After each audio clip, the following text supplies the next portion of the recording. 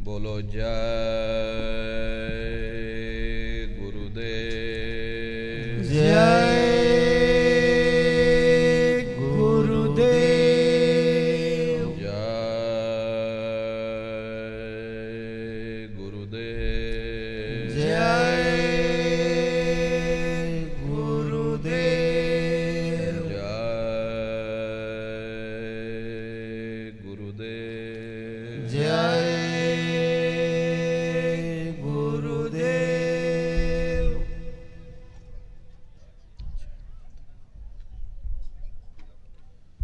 सर्वत्र विराजमान शब्द स्वरूप परम पूज्य स्वामी जी महाराज के श्री चरणों में कोटि कोटि नमन प्रणाम करते हुए इस सत्संग समारोह में पधारे हुए सभी सत्संगी धर्म प्रेमी भाई बहनों को सादर जय गुरुदेव। प्रेमी भाई बहनों, हम आप परम सौभाग्यशाली हैं। कैसे कलिकाल में हम लोगों को ये मानव तन, ये मनुष्य शरीर प्राप्त हुआ है। उससे भी परम सौभाग्य की बात है कि इस मनुष्य रूपी मंदिर में बैठ करके हम लोगों को सत्संग सुनने का ये अवसर मिल रहा। सत्संग जल जो कोई पावे, मैल आई सब कट कट जावे। ये सत्संग है, ये कोई किस्से और कहानियां नहीं, नाच गाना ढोल और मजीरा नहीं। ये महात्माओं की अजर अमर वाणियां हैं। यदि आपने ध्यान से सुन लिया तो निश्चय ही आपको अपने मानव जीवन के उद्देश्यों के बारे में पता चलेगा कि आखिर ये मनुष्य शरीर हमको क्यों मिला है, क्या इसका उद्देश्य है, मरने के बाद हम लोग कहां जाएंगे, हमारे रिश्ते नातेदार, हमारे कुटुंब परिवार वाले कहां जाएंगे, कैसे हमारी जीवात्मा का कल्याण होगा। इन सभी प्रश्नों की जानकारी आपको सत्संग के माध्यम से प्राप्त होगी। इसलिए प्रेमी भाई बहनों, जो भी वचन वाणी आपको सुनाई जाए, प्रेम और प्यार के साथ बैठ करके एक एक वचन को बड़े ध्यान के साथ सुनिएगा, क्योंकि अधिकतर यह देखा जाता है कि जब कभी सत्संग होता है तो हम लोगों को नींद आ जाती, हम लोग सो जाते या एक दूसरे से बातचीत करने में उलझ जाते।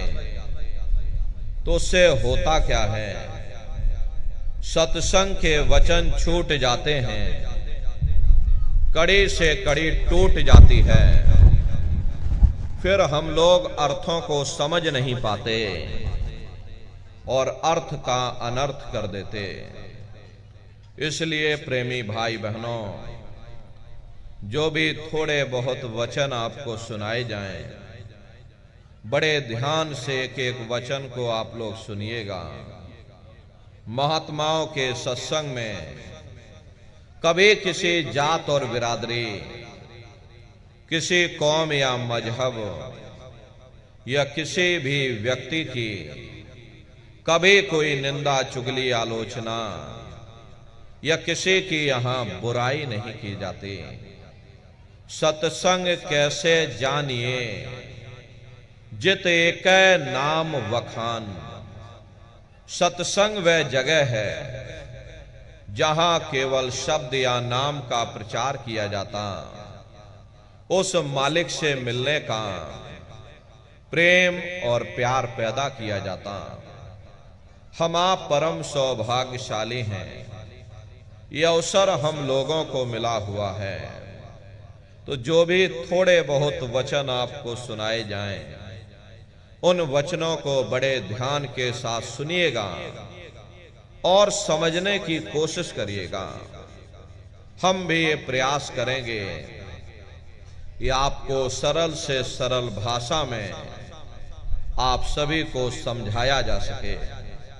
प्रेमी भाई बहनों, यह मनुष्य शरीर हम लोगों को बड़े सौभाग्य से प्राप्त हुआ है। ये जीवन बहुत अनमोल है। उस परम पिता परमात्मा ने हमको यह जीवन केवल इसीलिए दिया है ताकि हम जीते जी उस प्रभु की भक्ति करके अपनी जीवात्मा का कल्याण करा सकें। ये 5 तत्वों का पुतला, ये पंच भौतिक शरीर हम लोगों को एक निश्चित समय के लिए मिला हुआ। एक निश्चित समय को हम आप नहीं जानते हैं, किंतु जिसका ये मकान है, जिसका ये शरीर है, वो अवश्य ही जानता है। और समय पूरा हो जाने पर मकान मालिक जबरदस्ती इस मकान को खाली करवा देगा। उस समय न जमीन जायदाद काम आएगी, ना ये धन और संपत्ति काम आएगी। जीवात्मा को निकाल करके इस शरीर से बाहर कर दिया जाएगा। ये शरीर हमारा आपका यहीं जमीन पर गिर पड़ेगा, क्योंकि जीवात्मा के निकल जाने के बाद में ये शरीर सिर्फ एक माटी का पुतला है, उससे ज्यादा कुछ भी नहीं। आप इस मिट्टी के पुतले को ले जाकर शमशान भूमि पर जला करके राख कर दोगे। हमारा आपका नाम, हमारी आपकी जात और बिरादरी उसे शमशान भूमि पर जल करके राख हो जाएगी। प्रेमी भाई बहनों, इस दुनिया में हित मित भाई बंधु, रिश्ते नातेदार, कुटुंब परिवार वाले, इनमें से कोई भी चीज तुम्हारी जीवात्मा को इस अधोगति से बचा नहीं सकती। हम कौन हैं, हम कहां से आए हैं और हमें जाना कहां है, ये मानव मात्र के लिए एक कठिन प्रश्न बना हुआ है। इस प्रश्न का हल तब तक नहीं होगा जब तक इस धराधाम पर कोई संत महात्मा फकीर न मिल जाए। इसीलिए वह मालिक अति दया और कृपा करके संतों महात्माओं को धरती पर भेजते हैं, और संत महात्मा फकीर यहां पर आकर के हम जीवों को समझाने की कोशिश करते कि भाई हम आए वही देश से जहां तुम्हारो धाम, तुम सबको घर पहुंचावना एक हमारो काम। हम उसी देश से आए हैं जिस देश के तुम रहने वाले हो, परंतु तुम अपने सच्चे देश को छोड़ करके इस झूठे काल और माया के देश में फंस गए। यह देश तुम्हारा देश नहीं, तुम्हारा देश सचखंड है। ये कौम तुम्हारी कौम नहीं, तुम्हारी कौम सतनाम है, और ये जीवात्मा उस सतनाम रूपी समुद्र की बूंद है। इस बूंद को समुद्र से मिलाओ, यानी जीवात्मा को उस परमात्मा से मिलाओ। वो परमात्मा है, वो आपको मिलेगा, जीते जी मिलेगा। इसे मनुष्य शरीर में मिलेगा, इसी मनुष्य शरीर के अंदर जा करके परमात्मा से मिलने का वह एकमात्र दरवाजा है। उस दरवाजे का भेद केवल संतों महात्माओं को ही प्राप्त है। ये दुनिया के लोग, दुनिया की आवाम जनमानस दुनिया के ज्ञान को पढ़ करके अहंकार में डूबे रहते हैं कि हमसे बड़ा कोई ज्ञानी यहां नहीं है। लेकिन उनको ये नहीं मालूम, जहां ये दुनिया का ज्ञान समाप्त होता है उसी के सिर की चोटी से ये आध्यात्मवाद, आत्मा और परमात्मा का ये गूढ़ ज्ञान, रहस्य विज्ञान प्रारंभ होता। उस विज्ञान को पाने के लिए सबसे पहले यह जरूरी है कि पहले आप लोग मानवतावादी बनो, मानव धर्म और मानव कर्म को अपनाओ। अरे मानव धर्म क्या है? इंसान इंसान के काम आवे, एक दूसरे की निस्वार्थ भाव से सेवा करे, सत्य, दया, अहिंसा, परोपकार आदि गुणों को अपने जीवन में उतार करके और किसी संत महात्मा की खोज करके उनके बताए हुए रास्तों पर चल करके उस मालिक की भक्ति करके अपनी जीवात्मा का कल्याण करा ले। यही इंसान का सबसे बड़ा मानव धर्म है। लेकिन आज इस कलिकाल में ये दुनिया की आवाम जनमानस इंद्रियों के भोग और वासनाओं में, शराबों और कबाबों में, मांस और मदिरा में सुख ढूंढने की कोशिश कर रही। ये चरित्र पतन जैसे कार्यों को अपना करके ये आवाम जनमानस कैसे सुखी हो सकती? पहले अपने चरित्र जैसे धन को इकट्ठा करो, क्योंकि चरित्र ही सब कुछ है। अरे चरित्र ही मानव धर्म की पूंजी है। ये दुनिया भर के रगड़े झगड़े, पिता पुत्र में लड़ाई, आदमी औरत में लड़ाई, घर परिवार में लड़ाई, समाज में लड़ाई, जातियों में लड़ाई, मुल्क में लड़ाई। अरे न नारियों, ये इंसानों का काम नहीं है, ये हैवानों का काम है। इसलिए पहले आप इंसान बनो, चरित्रवान बनो, महात्माओं के समीप आओ। वे जो दया का प्रसाद दें उसे खुशी खुशी लेकर के अपने निज घर को जाओ, जहां न फिर जन्मना है और ना ही फिर मरना है। इसीलिए हमारे गुरु महाराज परम संत बाबा जय गुरुदेव जी महाराज ने आवाम जनमानस के बीच में ये आवाज लगाई है कि इंसानों, तुम अपने दीन ईमान पर वापस आ जाओ, अपने मानव धर्म पर वापस आ जाओ और इस मानव मंदिर में बैठ करके भगवान का सच्चा भजन करो, जिससे तुम्हारी ये जीवात्मा नरकों में जाने से बच जाए। अरे हम माने ना माने, लेकिन संत महात्मा त्रिकालदर्शी होते हैं, वे सब कुछ जानते हैं। अगर हम उनके वचनों को मान जाएंगे तो हम लोग बच जाएंगे, नहीं तो खाई और खंदक में जाकर के गिर जाएंगे। इसीलिए अभी वक्त है उस मालिक से सच्ची प्रार्थना करने का, भगवान के सामने अपने गुनाहों की माफी मांगने का, धर्म मजहब के नाम पर लड़ने झगड़ने का नहीं, जात बिरादरी के नाम पर लड़ने झगड़ने का नहीं। अरे हमने बहुत लड़ लिया, बड़े बड़े झगड़े और फसादें की, बड़ी बड़ी नुक्ताचीनी की, सिवाय नफरत के हमको क्या मिला? नफरत की ऐसी ज्वाला जली जिसमें घर जल गया, परिवार जल गया, समाज जल गई, जातियां जल गई, अब सारा देश जल उठा।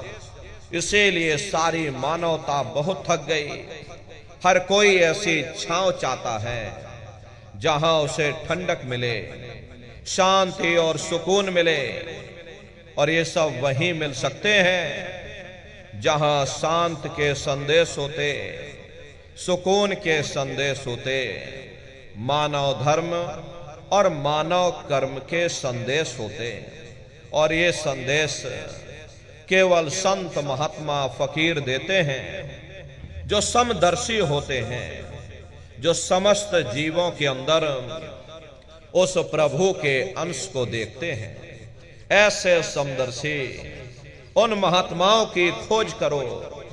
ये मत देखना कि महात्मा किस जाति के हैं, महात्मा किस बिरादरी के हैं। अरे जातियां कर्म के अनुसार बनाई गई, जन्म के अनुसार नहीं। मनुष्य की एक ही जाति है, वो है मानव जाति। और इसी मानव जामे में बैठ करके हमें उस मालिक की भक्ति करनी है। प्रेमी भाई बहनों, सुपच जाति के भंगी थे, रैदास जी महाराज जाति के हरजन थे, और मीराबाई जाति की छत्राणी थी। अगर वे सब उस मालिक को प्राप्त कर सकते हैं तो आप भी उस मालिक को प्राप्त कर सकते हो। लेकिन बगैर महात्माओं के, बगैर गुरु के कोई भी जीव इस संसार समुद्र से ना कोई पार हुआ और ना ही कोई हो सकता। ये समुद्र ऐसा है जिसके ना इस किनारे का पता, न उस किनारे का पता, कोई नहीं जान सकता। ये दुनिया कब बनी, कितनी बार प्रलय और महाप्रलय हो गई, लेकिन इतना जरूर मालूम है कि जिस दिन से दुनिया बनी है हम लोग यहीं पर भटका खा रहे। अगर इधर से हवा चली, नैया हमारी उधर चली गई, और कहीं उधर से हवा चल गई, हमारी नैया डगमगाते हुए इधर चली गई।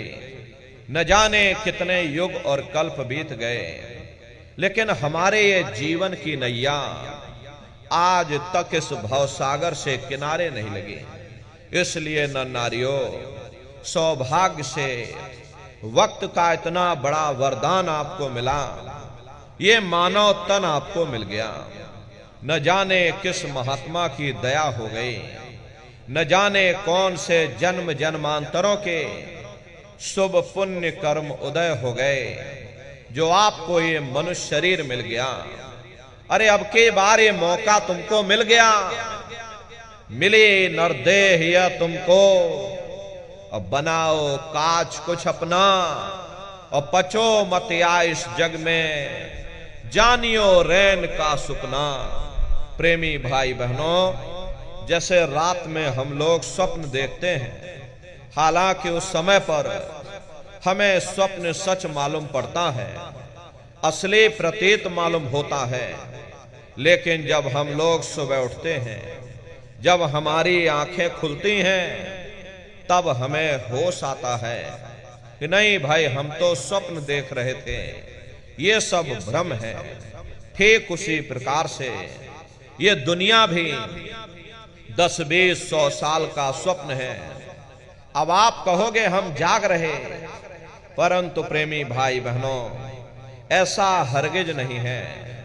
जिस दिन मौत का वक्त आएगा, अरे हम लोग रोएंगे, हाय हाय करके चिल्लाएंगे कि हाय, हमने सारी जिंदगी यूं ही स्वप्न में गुजार दी, जागने का समय तो अभी आया था, जो कुछ करना था अभी करना था। लेकिन प्रेमी भाई बहनों, अब पछताए होत क्या जब चिड़िया चुग गई खेत। महात्मा प्रेम से जीवों को समझाते हैं कि भाई देह और गृह सब झूठा, और भरम में काहे को खपना। ये घर बार हमारा अपना नहीं, अरे पराया देश है। ये सराय खाना है, ये मुसाफिर खाना है। ये शरीर भी तुम्हारा अपना नहीं, ये भी काल का पिंजरा है, किराए का मकान है, पराया मकान है। किसी को 40-50 साल के लिए मिला तो किसी को 80, 90, 100 साल के लिए मिल गया। जितने जितने श्वास उस मालिक ने बख्शे हैं, उसे भुगतने के बाद में हमें शरीर को यहीं छोड़ जाना। श्वास दुधारा नित ही जारी, एक दिन खाली चाम।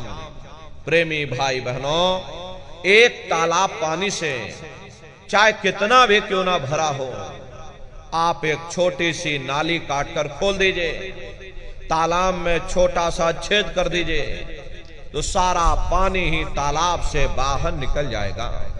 ठीक उसी प्रकार से तुम्हारा ये शरीर भी श्वासों का भंडार है, और जब तक श्वासों का भंडार जारी है, हम दुनिया के काम काज में फंसे हुए, दुनिया के कारोबार में हम आप उलझे हुए।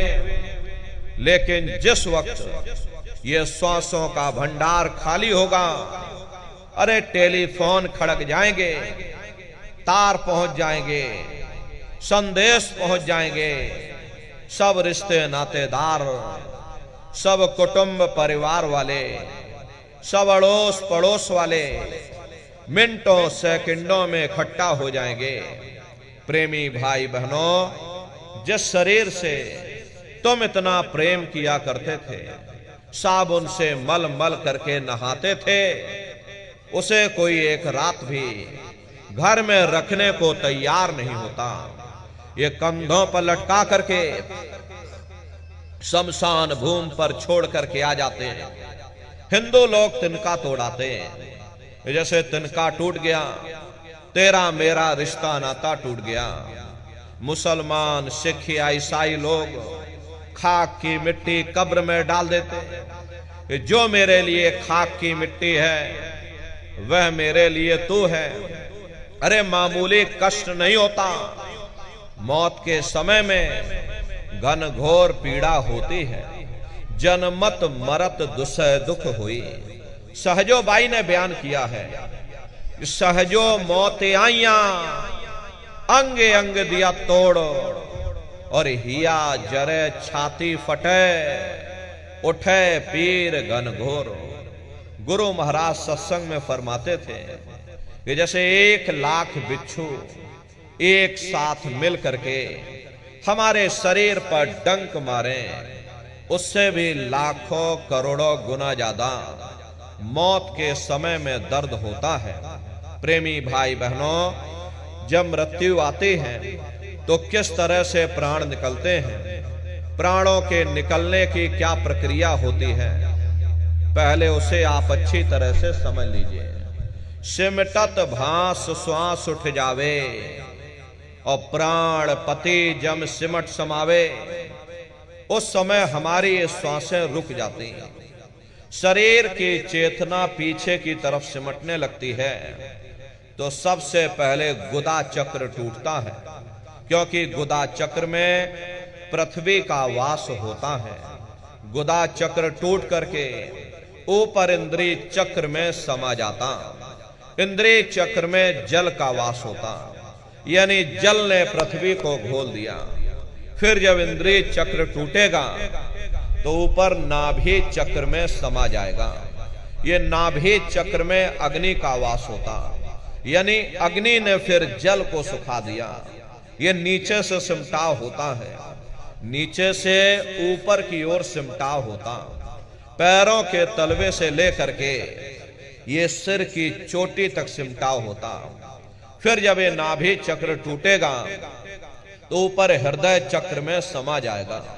हृदय चक्र में वायु का वास होता, यानी वायु ने अग्नि को अपने में समाहित कर लिया, और इस तरह से वायु ऊपर आकाश मुड़ गई। ये आंखों की पुतलियां ऊपर पलट जाती हैं, मुंह खुला का खुला रह जाता। अरे महात्मा समझाते हैं कि भाई जब यह कर्म कला उपजावे और बुद्धि सुरत की आन दबावे, जब यह जीवात्मा पांचों तत्वों को लांग करके जल, पृथ्वी, अग्नि, वायु, आकाश, पांचों तत्वों को लांग करके ऊपर आती है, तो काल दाढ़ में आन दवानी, और जब ढर के नैनन से पानी, जब काल अपनी दाढ़ में दबाता है उस समय नेत्रों से पानी निकलता, इंद्रियां टूट टूट करके चकनाचूर हो जाती, सब रिश्ते नातेदार खड़े रह जाएंगे। अरे लगे टकटकी दिखे ना भाई, वाह समय को करे सहाय। उस समय मरने वाला टकटकी लगाकर देखता है कि कोई मेरी मदद कर दे, कोई मेरी सहायता कर दे, कोई मुझे बचा ले। लेकिन प्रेमी भाई बहनों, सब नात रिश्तेदार खड़े रह जाते, भाई बंधु सब देखते रह जाते, डॉक्टर वैद्य हकीम सब आपको घेरे रह जाते, लेकिन उस समय आपको कोई बचा नहीं पाता। जम के दूत घेर चौफेरा और निकसे प्राण छोड़ के डेरा। यमदूत आते हैं, प्राणों की डोरी को तोड़ देते हैं और जीवात्मा को खींच करके इस शरीर से बाहर कर दिया जाता। जैसे ही जीवात्मा शरीर से अलग हुई, ये शरीर हमारा मिट्टी हो जाता। और इस मिट्टी को ले जा करके तुम शमशान भूमि पर जला करके राख कर देते।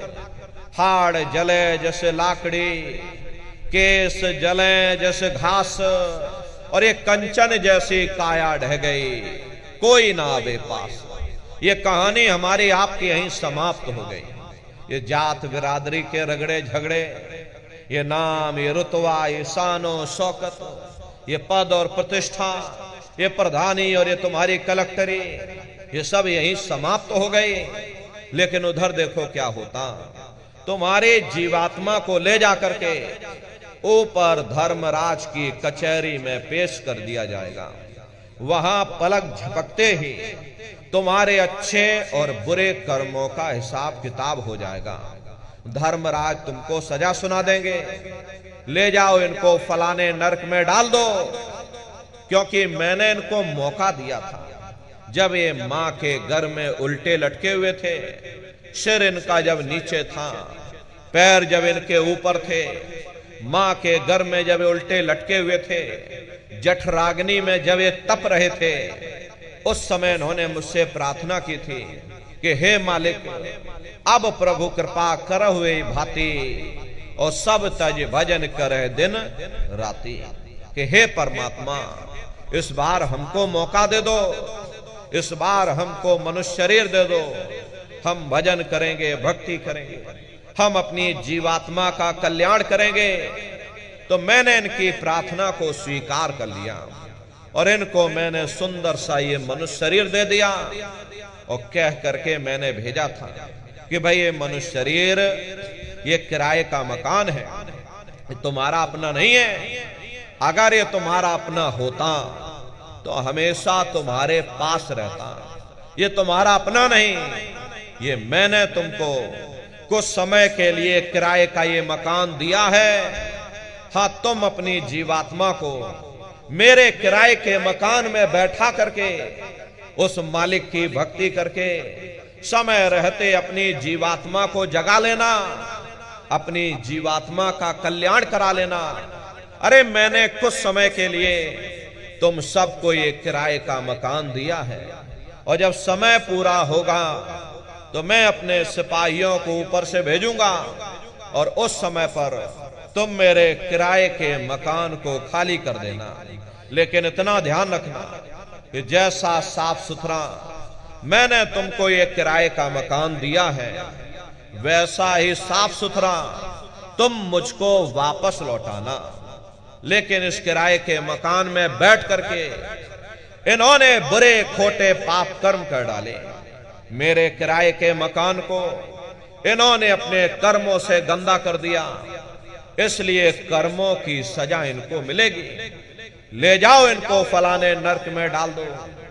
महात्मा कभी झूठ नहीं बोलते। महात्माओं ने जब साधना किया और साधना करके जब ऊपर गए और ऊपर जा करके जब उन्होंने अपनी दिव्य दृष्टि से उन नरकों का हाल देखा, तो हमारी आपकी जानकारी के लिए उन्होंने धर्म ग्रंथों में लिख दिया, लोह के खम्भ तपत के माही और जहां जीव को ले चिपकाई, वहां बड़े बड़े लोहे के खंभे अग्नि से धधक धधक कर लाल हो रहे। ऐसे खोटे जीवों को उन्हीं तपते हुए खम्भों पर लिटा दिया जाता। वाही समय की कहां सुनाई, लोहा अगन धमन धोकाई, जो धमन से धोक लोहारा, और लोहा जो अग्नि में डारा। जिस तरह से लोहार लोहे को अग्नि की भट्टी में तपा तपा करके लाल कर देता, ऐसे ही प्रेमी भाई बहनों, उन नरकों में भी बड़े बड़े लोहे के खंभे अग्नि की भट्टी में तप करके लाल हो रहे। ऐसे खोटे जीवों को उन्हीं तपते हुए खंभों को लिटा दिया जाता। जीव हाय हाय करके चिल्लाता है, तड़फ तड़फ जीव जुल्म बुखारी, और तपत खंभ दुख उपजे भारी। असहनीय वेदना होती है, असहनीय दुख और दर्द होता, जीव वहां रोता और चिल्लाता रहता है। लाखों लाख जोजन मील तक तुम्हारे रोने चीखने चिल्लाने की आवाज उन नरकों से होकर के गुजरती है। लेकिन प्रेमी भाई बहनों, वहां कोई तुम्हारी पुकार सुनने वाला नहीं, कोई तुम्हारी दर्द भरी आवाज को सुनने वाला नहीं।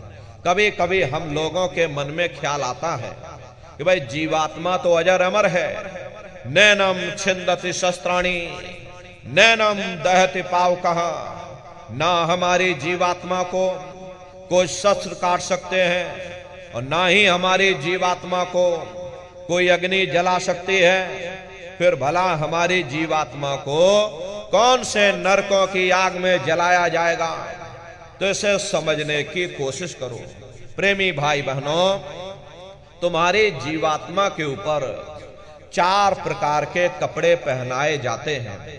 पहला है कारण कपड़ा, दूसरा है सूक्ष्म कपड़ा, तीसरा है लिंग कपड़ा, और चौथा ये स्थूल कपड़ा है।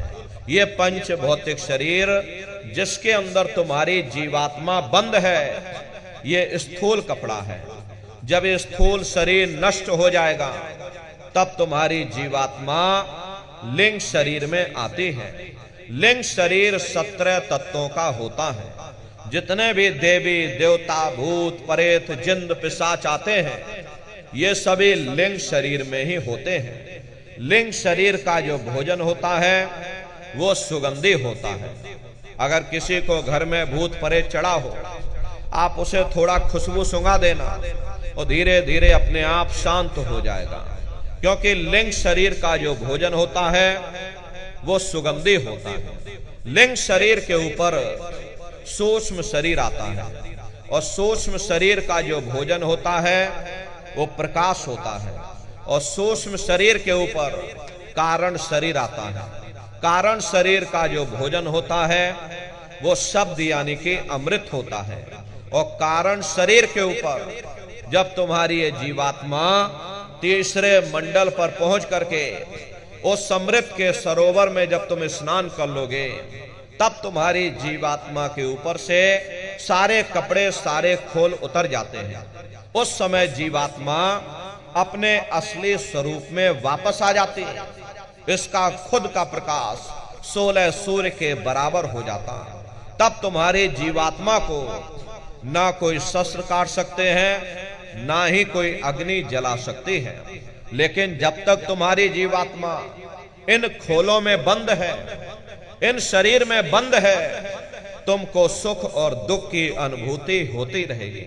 तो लिंग शरीर में ही तुम्हारी जीवात्मा को नरकों की आग में जलाया जाता है। अरे महात्मा कहते हैं, नर के अनेक और हैं, कहां लगे कहूं बखान, दुख भुगते यह जीव जो, जाने जो भोग समान। कहते भाई एक नरक नहीं, ऐसे वहां पर अनेकों अनेक नरक बने हुए हैं। कुंभी नरक निदान है, पड़े जीव जग जाए, सिर समेत डूबा रहे और सदा नरक के माही। कुंभी कहते हैं घड़े के आकार का बड़ा विशाल वहां नरक बना हुआ, दुनिया भर का मवाद उसमें भरा है, बड़ी भारी बदबू उसमें से आती है। जीवों को ले जाकर उसी में डाल दिया जाता। कुंभी नरक कल्प लो वासा, मुख में नरक नाक में श्वासा। कल्प लो वासा यानी युगों युगों तक ये जीव नरकों की सजा भोगता रहता है, और नरकों की सजा भोगने के बाद में इन्हीं जीवों को सीधे मनुष्य शरीर नहीं मिलता, बल्कि ले जाकर के 4 खान 84 लाख योनियों में डाल दिया जाता है। जैसे बच्चा होता है, अब बच्चा पहले कक्षा 1 पास करेगा, फिर कक्षा 2 में जाएगा। ऐसे ही प्रेमी भाई बहनों, वहां पर भी पूरा चैनल बना हुआ, नरकों की सजा भोगने के बाद में इन्हीं जीवों को 4 खान 84 लाख योनियों में डाल दिया जाता। प्रेमी भाई बहनों, ये 4 खान 84 लाख योनियां ये कोई मामूली योनियां नहीं होती। 4 खान का मतलब होता है अंडज, पिंडज, उपमज, स्थावर, ये 4 खाने होती हैं। पहली श्रेणी पेड़ पौधों की आती है जिनके अंदर पानी का तत्व मौजूद होता। कभी ये भी मनुष्य हुआ करते थे, लेकिन आज अपने कर्मों का ये भोग पा रहे, एक जगह पर पेड़ बनके खड़े हुए हैं। दूसरी श्रेणी कीड़े मकोड़ों की आती है जिनके अंदर पृथ्वी और अग्नि का तत्व मौजूद होता है। तीसरी श्रेणी पंछियों की आती, चौथी चौपाए जानवरों की आती, और 5वीं स्वयं इंसानों की आती है, जिसके अंदर 5 तत्व जल, पृथ्वी, अग्नि, वायु, आकाश, 5 तत्व मौजूद होते हैं। प्रेमी भाई बहनों, ये 4 खाने हैं, इनकी अलग अलग कुल 84 लाख योनियां होती हैं। अब आप पेड़ पौधों को देखिए तो आम का पेड़ अलग है, नीम का पेड़ अलग है, पीपल का पेड़ अलग है। ऐसे ही अलग अलग प्रजातियों के कीड़े मकोड़े, अलग अलग प्रजातियों के पशु और पंछी, कुल मिलाकर 84 लाख योनियां हैं। हम दुनिया के जीव नरकों की सजा भोगने के बाद में इन्हीं 84 लाख योनियों में डाल दिए जाते हैं। अरे मामूली कष्ट नहीं होता। हमको आपको गर्मी लग गई तो हम लोग देखो छाया में आ गए, सर्दी लग गई कंबल रजाई ओढ़ लिया, भूख लग गई भोजन कर लिया, बीमार हो गए अस्पतालों में चले गए, अपना अपना इलाज करवा लिया। लेकिन देखो इन जानवरों को, क्या गर्मी, क्या सर्दी और क्या बरसात, एक एक रोटी के टुकड़े के लिए बेचारे दर बदर रोड पर भटकते रहते। किसी का हाथ कट गया, किसी का पैर कट गया, किसी को आपने जीते जी काट डाला, मुर्गी की पकड़ करके गर्दनी घुमा डाली। अरे उनको भी दर्द होता है, उनको भी तकलीफ होती है, लेकिन वे बेचारे बेजुबान हैं, कुछ बोल नहीं पाते, कुछ बता नहीं पाते। हम लोगों के अंदर ये जुबान है, हम लोग बोल बता देते हैं, वे सिर्फ रोते और चिल्लाते रहते। अरे कौन उनकी पुकार सुनने वाला, कौन उनकी दर्द भरी आवाज को सुनने वाला, कौन सी अदालत में जाकर के वे बेचारे दरवाजा खटखटाएं, या कौन मजिस्ट्रेट उनकी फरियाद को सुनेगा। प्रेमी भाई बहनों, कोई सुनने वाला नहीं है। अरे कई जन्म भय कीट पतंगा, कई जन्म भय मीन कुरंगा, और कई जन्म पंखी सरपोयो, और कई जन्म हैवर वृक्ष जोयो, मिल जगदीश मिलन की वरिया, और चिरंकार यह देश सजरिया। करोड़ों करोड़ युगों से हम आप नरकों की सजा भोगने के बाद में फिर कभी कीड़े पतंगों की योनि में डाल दिए जाते, कभी पेड़ पौधों की योनि में डाल दिए जाते, तो कभी हम लोगों को पशु और पंछियों की योनि में डाल दिया जाता। प्रेमी भाई बहनों, 84 लाख योनियों की सबसे जो आखिरी योनि होती है वो गाय और बैल की योनि होती है। अरे गाय स्त्री का रूप लेती है और बैल पुरुष का रूप लेते हैं। ये 84 लाख योनियों की सबसे आखिरी योनि यानी कि अंतिम पायदान होता है। उसके बाद तब जाकर के हम लोगों को दोबारा फिर से मनुष्य शरीर प्राप्त होता। इसीलिए कहा गया कि बड़े भाग्य मानुष तन पाया और कोट जन्म जब भटका खाया। कोटान कोट जन्म जन्मांतरों तक अलग अलग योनियों में भटकने के बाद में तब बड़े सौभाग्य से तुम लोगों को ये मनुष्य शरीर प्राप्त हुआ है। लेकिन बड़े अफसोस की बात है, जैसे किसी को हीरा मिल गया, अरे उसे हीरे की परख नहीं, उसने हीरे को ले जाकर गधे के गले में बांध दिया। ठीक उसी प्रकार से ये मनुष्य शरीर उत्तम से उत्तम है, लेकिन इंसान इसकी कद्र नहीं करता। खाने पीने ऐशो इशरत में, मोह ममता में अपने कीमती समय को और श्वासों की पूंजी को बर्बाद कर देता। रात गवायो सोए के, दिवस गवायो खाए, और हीरा जन्म अमोल था, कौड़ी बदले जाए। भगवान राम ने कहा कि बड़े भाग्य मानुष तन पाया, सुर दुर्लभ सद ग्रंथ ही गाया। सुर कहते हैं देवताओं को। बड़े से बड़े देवी और देवता भी इस मनुष्य शरीर को पाने के लिए तरसते हैं, क्योंकि इसी मनुष्य रूपी मंदिर में बैठ करके हम आप उस परमात्मा की भक्ति कर सकते हैं। इसीलिए संतों महात्माओं ने इस पंच भौतिक शरीर को सच्चा हरि मंदिर कहकर याद किया कि हरि मंदिर यह शरीर है और ज्ञान रतन प्रकट होए, ये असली हरि मंदिर है। जब भी वो परमात्मा मिलेगा, इसे हरि मंदिर के अंदर मिलेगा। इसे पंच भौतिक शरीर को ईसा मसीह साहब ने टेम्पल ऑफ लिविंग गॉड यानी जिंदा ईश्वर का मंदिर कहा। इसी पंच भौतिक शरीर को मुसलमान फकीरों ने कुदरती काबा कहकर याद किया। इसी पंच भौतिक शरीर को गुरु नानक साहब ने नर नारायणी देह कहकर याद किया। अरे वो देह है जिसमें नारायण स्वयं विराजमान है। वो नारायण जब भी मिलेंगे तुम्हें तुम्हारे अंदर मिलेंगे। यही कबीर साहब ने लिखा है, जो तिल माही तेल है, जो चकमक में आग, और तेरा साईं तुझ में, और जाग सके तो जाग।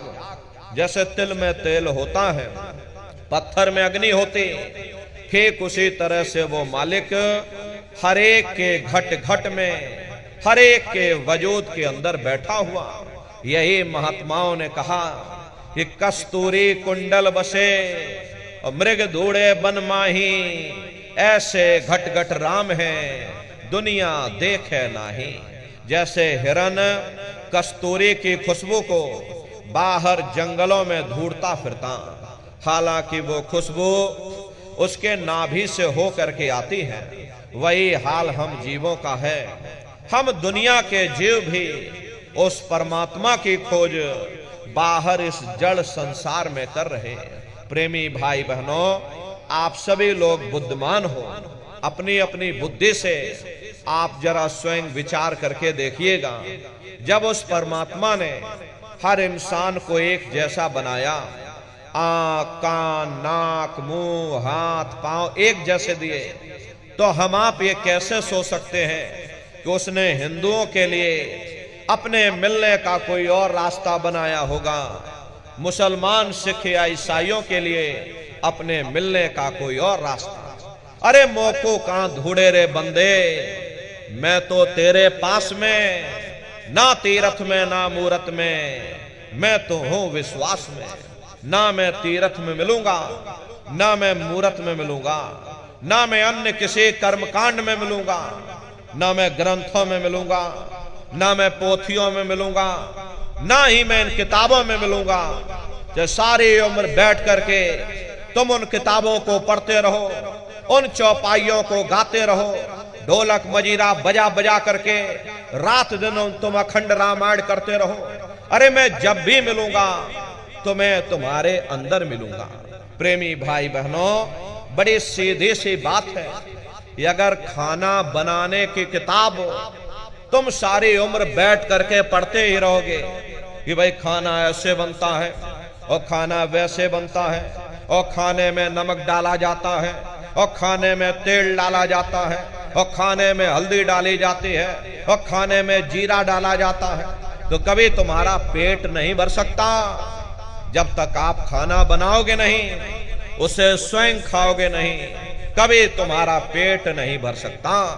हम वेदों की निंदा नहीं करते, हम ग्रंथों की निंदा नहीं करते, हम गीता कुरान और बाइबल की निंदा नहीं करते।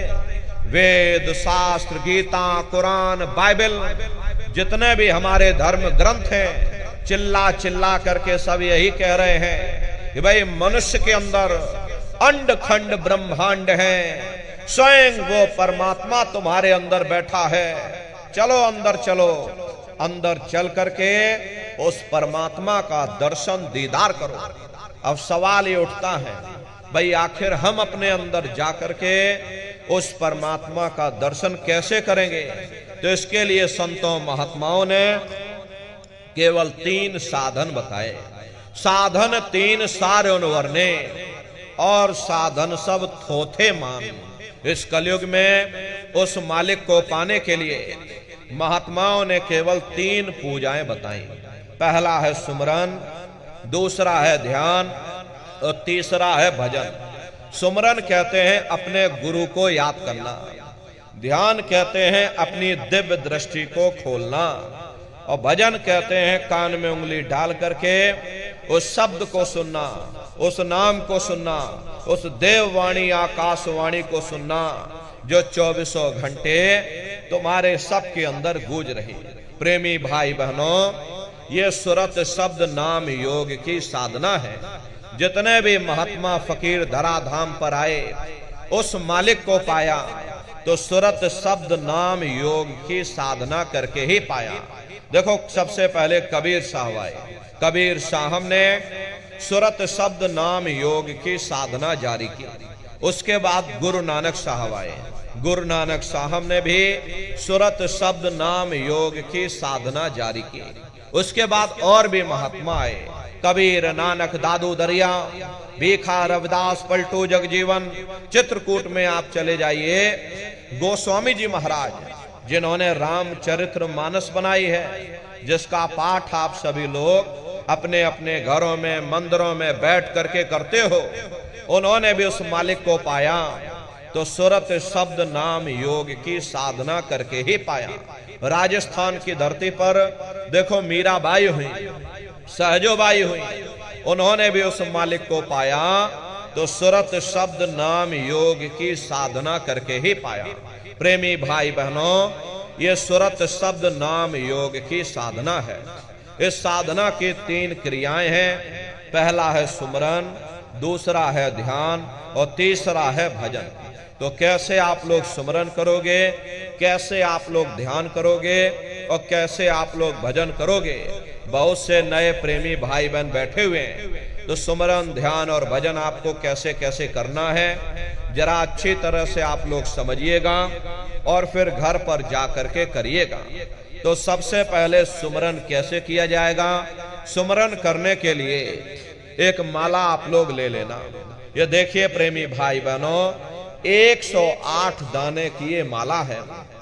अपने अपने घरों में बैठ करके बाहर से अपनी आंख को बंद कर लेना और दोनों आंखों के मध्य भाग में अपने ध्यान को रोक करके और दाने दाने पर जय गुरुदेव नाम का उच्चारण करिएगा।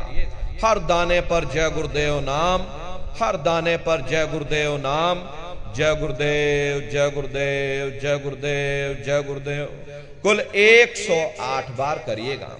दोबारा इसी जगह फिर वापस आ जाओगे। जब आप जय गुरुदेव नाम का उच्चारण करोगे तो दोनों आंखों के मध्य भाग में अपने ध्यान को रोक करके और दाने दाने पर जय गुरुदेव नाम का उच्चारण करिएगा।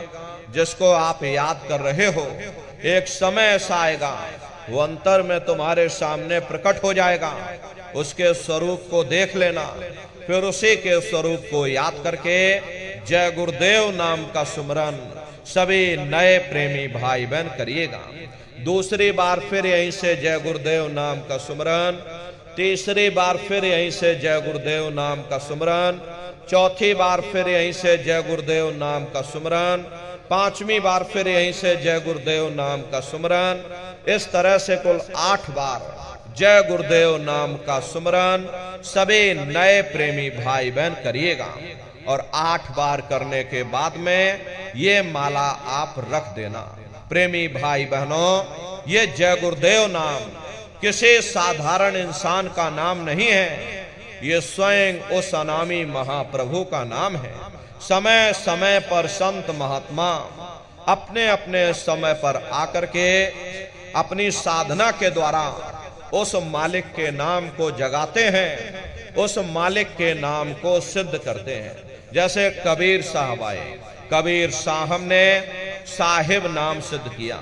गुरु नानक साहब आए, गुरु नानक साहब ने वाहे गुरु नाम सिद्ध किया। गोस्वामी जी महाराज आए, गोस्वामी जी महाराज ने राम नाम सिद्ध किया। मीराबाई आई, मीराबाई ने गिरधर नाम सिद्ध किया।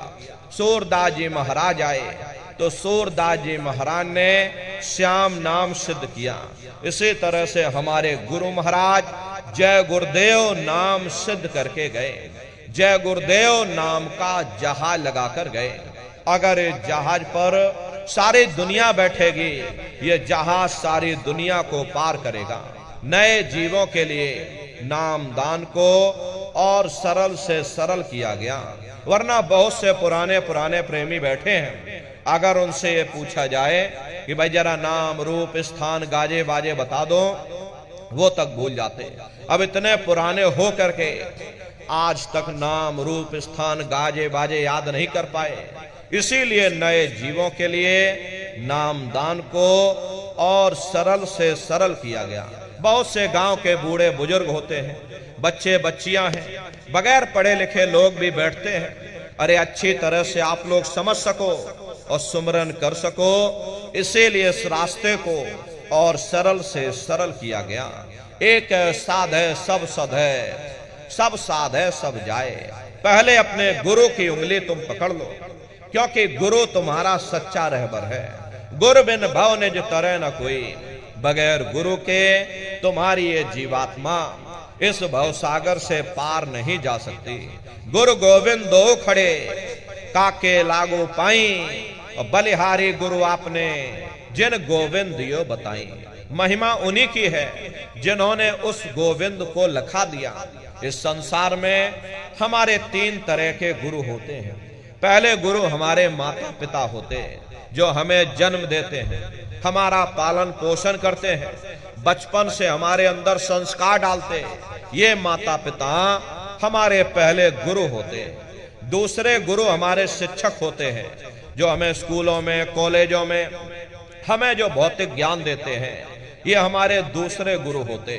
तीसरे हमारे आध्यात्मिक गुरु होते, जो हमारी जीवात्मा को इस भव सागर से पार ले जाते। इसीलिए कहा गया है गुरुर ब्रह्मा गुरुर विष्णु गुरुर देवो महेश्वर गुरुर साक्षात पर ब्रह्म तस्मै श्री गुरुवे नमः। तीन लोक नौ खंड में गुरु से बड़ा न कोई, करता करे न कर सके, गुरु करे सो होई। इसलिए प्रेमी भाई बहनों, साधना करने से पहले जय गुरुदेव नाम का सुमरन सभी नए प्रेमी भाई बहन करिएगा। और सुमरन करने के बाद में फिर आप लोग ध्यान पर बैठिएगा। दूसरा है ध्यान, और ध्यान कहते हैं दृष्टि को एकाग्र करना, अपनी दिव्य दृष्टि को खोलना। तो कैसे आप लोग ध्यान करोगे, जरा अच्छी तरह से समझ लीजिए। अपने अपने घरों में पलथी मार करके आप लोग बैठिएगा। शरीर को टाइट मत करना। बहुत से प्रेमी गलती कर देते हैं कि ध्यान के समय पर अपने शरीर को बिल्कुल टाइट कर देते हैं। यदि आप अपने शरीर को टाइट कर दोगे तो ये शरीर आपका थक जाएगा, फिर शरीर ढीला पड़ जाएगा, फिर जैसे के तैसे हो जाओगे। इसलिए पहले से ही अपने शरीर को बिल्कुल ढीला छोड़ देना। जितना आराम से आप बैठोगे उतना आपके लिए अच्छा रहेगा। तो अपने अपने घरों में हिलना बंद हो जाएंगे।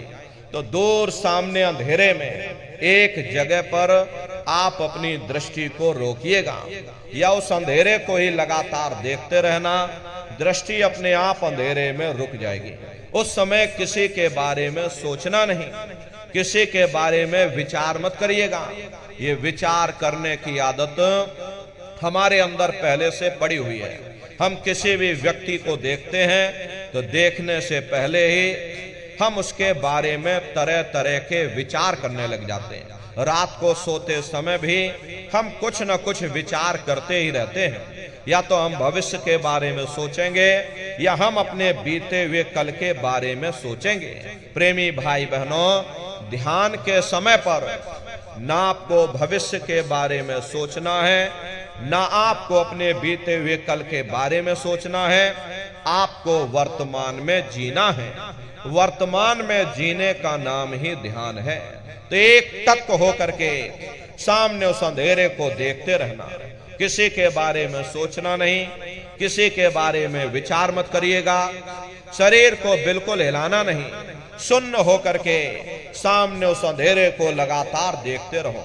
जितना देर आपसे बन सके आप उस अंधेरे को लगातार देखते रहिएगा।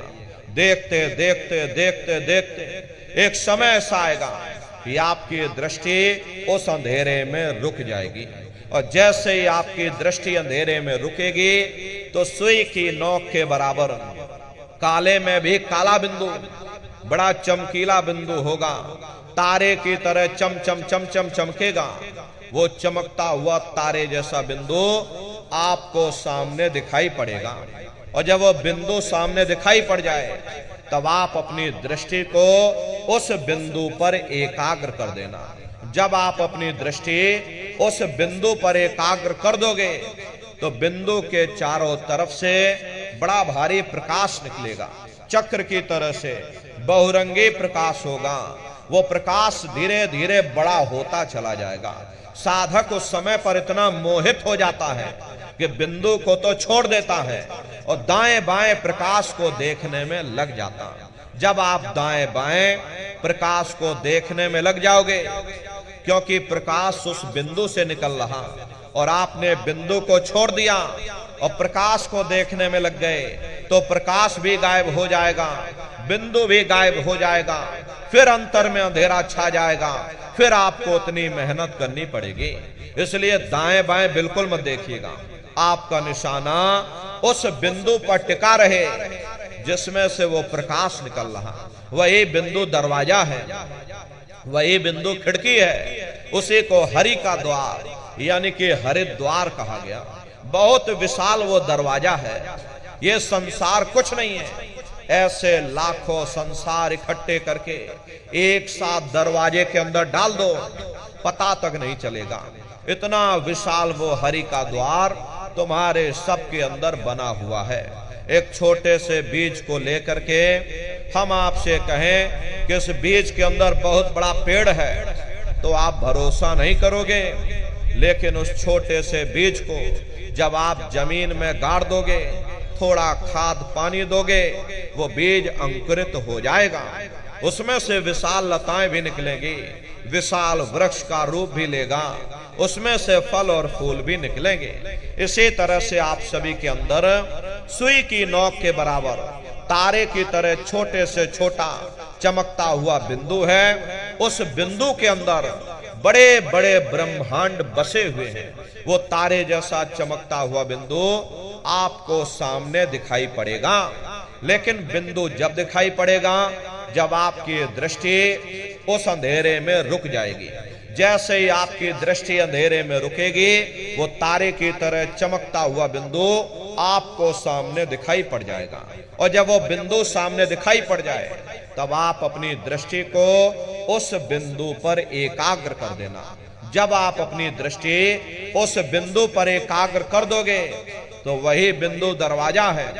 तो दरवाजा खुल जाएगा, ये शिव नेत्र खुल जाएगा, ये दिव्य दृष्टि आपकी खुल जाएगी और आप दरवाजे के अंदर दाखिल हो जाओगे। एक बार प्रेमी भाई बहनों, ये दिव्य दृष्टि आपकी खुल जाए, फिर क्या भूत, क्या भविष्य, क्या वर्तमान, कोई भेद आपसे गुप्त नहीं रहेगा।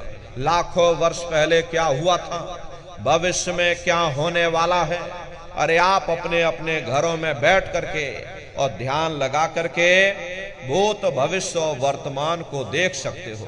तो यह है ध्यान करने का तरीका।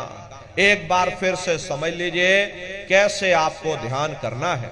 अपने अपने घरों में पलथी मार करके बैठ जाना, बाहर से अपनी आंख को बंद कर लेना, अंतर में सामने देखिएगा, सामने आपको अंधेरा दिखाई पड़ेगा। बस उसी अंधेरे में एक जगह पर आप अपनी दृष्टि को रोकिएगा। उस समय किसी के बारे में सोचना नहीं, किसी के बारे में विचार मत करिएगा। शरीर को बिल्कुल हिलाना डुलाना नहीं, शून्य हो करके, शांत हो करके, स्थिर हो करके बस सामने उस अंधेरे को लगातार देखते रहना। देखते देखते देखते देखते एक समय ऐसा आएगा कि आपकी दृष्टि उस अंधेरे में रुक जाएगी, और जैसे ही आपकी दृष्टि अंधेरे में रुकेगी तो सुई की नोक के बराबर तारे की तरह चमकता हुआ बिंदु आपको सामने दिखाई पड़ जाएगा। और जब वो बिंदु सामने दिखाई पड़ जाए तब आप अपनी दृष्टि को उस बिंदु पर एकाग्र कर देना। जब आप अपनी, अरे इसका नाम भजन नहीं है। भजन कहते हैं उस शब्द को सुनना, उस नाम को सुनना, उस देववाणी आकाशवाणी को सुनना जो 24 घंटे तुम्हारे सब के अंदर गूंज रही है। तो कैसे आप लोग भजन करोगे, जरा अच्छी तरह से समझ लीजिए। ये दोनों उंगली कानों में डाल करके ये कानों को बंद कर लेना। कान इसीलिए बंद किए जाते हैं ताकि बाहर की कोई आवाज हमको सुनाई ना पड़े। अरे अपनी सुविधा से बैठिएगा, कुर्सी पर चाहे कुर्सी पर बैठ जाओ, सोफे पर चाहे सोफे पर बैठ जाना, या कोई तकिया इस तरह से रख लेना और दोनों कोहनी यहां रख करके दोनों उंगली कानों में डाल करके ये कानों को बंद कर लेना। बहुत सी हमारी माताएं बहनें हैं, बूढ़े बुजुर्ग हैं, अरे भाई आपके घुटनों में दर्द होता होगा या रीढ़ की हड्डी में दर्द होता होगा और आप बैठ करके भजन नहीं कर पाते हो, तो आप लेट करके भजन करिएगा। ऐसे सीधे लेट जाना और लेटे लेटे आंख और कान को बंद कर लेना। मतलब तो आंख और कान को बंद करना है, चाहे आप लेट करके करो या चाहे आप बैठ करके करो। यही कहा गया कि भाई आंख कान मुख बंद कराओ, अनहद झिंगा शब्द सुनाओ। यानी पहले अपनी आंख को बंद करो, अपने मुख को बंद करो, दोनों उंगली कानों में डाल करके ये कानों को बंद कर लो और ऊंचे से ऊंचा ध्यान दे करके उस आवाज को सुनने की कोशिश करो। प्रेमी भाई बहनों, जब आप अपने कानों को बंद करके और अंतर में गौर से सुनोगे तो आपको ऐसा अनुभव होगा कि कहीं सीटी जैसी आवाज हमारे कानों में बज रही है। टी, इस तरह से सीटी जैसी आवाज शुरू में आप सभी को सुनाई पड़ेगी। शाम को अपने अपने घरों में जाकर बैठिएगा, ये कानों को जरा बंद कर लेना और गौर से सुनिएगा तो सीटी जैसी आवाज आप सभी को सुनाई पड़ेगी। करना कुछ नहीं है, लेटे हो चाहे बैठे हो, बस आप उस आवाज को सुनते रहना और सुनते सुनते उसी में लीन हो जाओ। जब आप उसमें लीन हो जाओगे तो कुछ समय बाद में दोबारा आपको अनुभव होगा कि कहीं बड़ी दूर से एक महीन आवाज, घंटे और शंख की आवाज हमारे कानों में बज रही है। जैसे मंदिरों में घंटियां बजती हैं, टन टन टन टन, तो बाहर तो आपने नकल किया। अरे महात्माओं ने कहा था ये शरीर तुम्हारा सच्चा हरि मंदिर है। इसे हरि मंदिर के अंदर 24 घंटे वो घंटे और शंख की आवाज गूंज रही। उसे घंटे शंख की आवाज को महात्माओं ने शब्द कहा। अरे आपकी धर्म पुस्तकों में लिखा है कि पोथी पढ़ पढ़ जग मुआ, पंडित भया न कोई, 2.5 अक्षर प्रेम का, पढ़े सो पंडित हुई। दुनिया वाले कहते हैं कि 2.5 अक्षर का मतलब प्रेम है। अरे प्रेम नहीं है, प्रेम में तो मात्रा लगी हुई। यहाँ पर जिस 2.5 अक्षर का वर्णन उन महात्माओं ने किया है वो है शब्द शा, आदा, बा और दा। उसे शब्द को महात्माओं ने नाम कहा। कल युग जोग न यज्ञ न ज्ञाना, एक आधार नाम गुण गाना। कलयुग में न योग है, न यज्ञ है, न ये ज्ञान है, तो कलयुग में क्या है? कलयुग केवल नाम आधारा, सुमेर सुमेर नर उतर ही पारा। कलयुग में केवल नाम का आधार है। वो नाम तुम्हारे अंदर 24 घंटे गूंज रहा। यही मीराबाई ने कहा कि पायो जी मैंने नाम रतन धन पायो। वस्तु अमोलक दे मेरे सतगुरु, कृपा कर अपनायो, पायो जी मैंने नाम रतन धन पायो। उसी घंटे संग की आवाज को महात्माओं ने शब्द या नाम कहा। उसी घंटे संग की आवाज को ईसा मसीह साहब ने वर्ड या लागस कहकर याद किया। उसी घंटे संग की आवाज को गुरु नानक साहब ने अनहद वाणी कहकर याद किया। उसी घंटे संग की आवाज को मुसलमान फकीरों ने इसे कलमा कहकर याद किया। चीन में जो महात्मा हुए उन्होंने इसको ताओ कहकर याद किया, और हिंदू महात्माओं ने इसे देववाणी आकाशवाणी कहकर याद किया। उन अलग अलग महात्माओं ने अपनी अपनी भाषा में हम लोगों को समझाने की कोशिश की कि भाई वो घंटे संग की आवाज तुम्हारे सबके अंदर गूंज रही है, वो आपको सुनाई पड़ेगी। लेकिन शुरुआती समय में आपको ऐसा मालूम पड़ेगा कि कहीं बड़ी दूर पर घंटियां बज रही, टन टन टन टन, लेकिन सुनाई हरेक को पड़ेगी। प्रेमी भाई बहनों, जब घंटे और शंख की आवाज आपको अपने अंदर सुनाई पड़ने लग जाए, तब आप सीटी की आवाज को छोड़ देना और घंटे शंख की आवाज को पकड़ लेना, उसको आप सुनने लग जाना। जब आप उसको सुनने लग जाओगे तो वो आवाज धीरे धीरे बढ़ना शुरू होगी, और बढ़ते बढ़ते इस कदर बढ़ेगी ये आपके रोम रोम में घंटे और शंख की आवाज गूंजने लग जाएगी। बड़े घनघोर आवाज होती है, बड़े मधुर वो आवाज होती है। दुनिया भर के गाने जो आप लोग बाहर सुनते हो, उस संगीत के सामने ये दुनिया के संगीत कुछ नहीं है। जब आप उस संगीत को सुनोगे, इतना भारी आनंद आपके ऊपर छा जाएगा, इतनी खुशी आपको होगी, ऐसा नशा आपके ऊपर चढ़ जाएगा, ये आप सारी दुनिया को भूल जाओगे। शंकर भगवान को वही नशा चढ़ा था। शंकर भगवान कोई गांजा भांग नहीं पीते थे। ये तो हमने आपने शंकर भगवान को भी बदनाम कर दिया कि शंकर भगवान गांजा भांग पीते थे, तो चलो हम भी गांजा भांग पिएंगे, और सबके सब गजेड़ी हो गए। प्रेमी भाई बहनों, शंकर